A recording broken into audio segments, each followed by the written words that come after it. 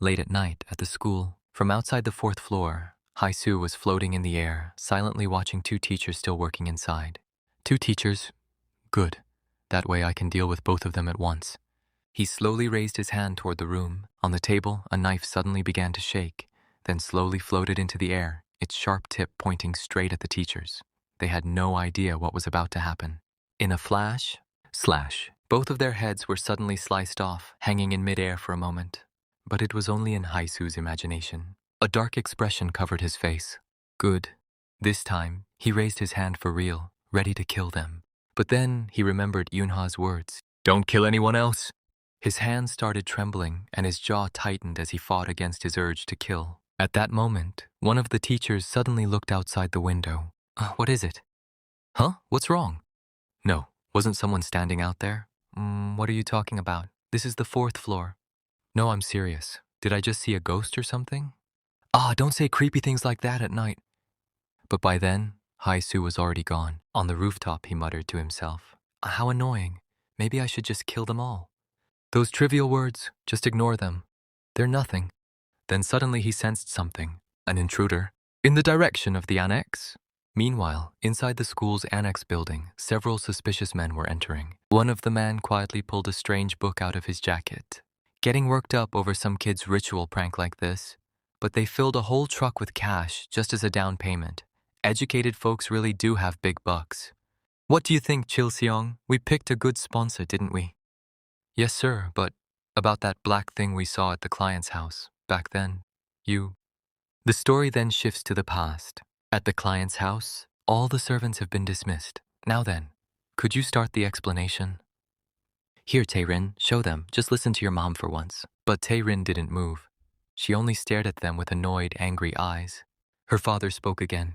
There's no time. Hurry. Tae-rin gritted her teeth and slowly began untying the bandage wrapped around her hand. As the bandage came off, a strange black stain was revealed on her hand. Can you see that? This black stain on our daughter. What exactly is it? Every night, the pain she experiences only gets worse. She can't even sleep without medication anymore. And it just looks like some skin disease. The man leaned back on the sofa with a satisfied smile on his face. Very simple. Simple? It's simple. You used this to summon a ghost, didn't you? A ritual called guest invitation. So the ghost you summoned wants your daughter. There were 4 of you that day, right? One offered blood, but what did the other 3 offer? Nothing. If you ask me, that thing must be furious. You invited it in, but prepared nothing for it. Of course it'd be angry. Tae-rin's mother immediately panicked. Then our daughter too.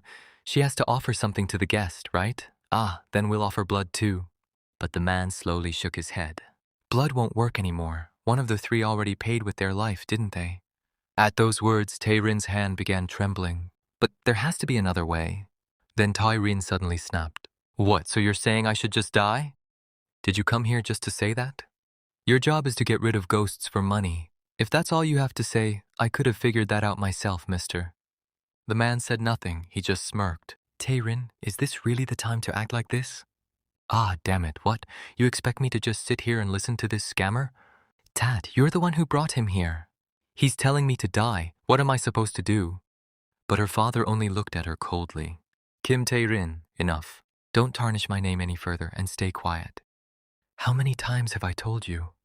A little rebellion is fine at your age, but never stain the family name. Of all things, for it to come to this, every moment now is humiliating me. The men quietly watched the family. A school bully daughter, a powerless mother, and a father who cares more about reputation than his child. What a complete mess. Then he slowly stood up. Sir, I may not know much about the law, but the bigger the case, the bigger the fee, right? The more troublesome it gets, the more there is to lose. This is a case involving your daughter's life, and you found the right person to remove ghosts. For money. I'll handle it, and in return my fee is your daughter's life. The story then returns to the present. Inside the school annex, his men were pouring red powder across the floor. One of them asked nervously, For you, sir, how does this job look? Since you called all 3 of us here, that ghost must be pretty strong. The man in the black shirt calmly sucked on his lollipop as he stared at the classroom sign, 3-1. Strong, yes, and also persistent.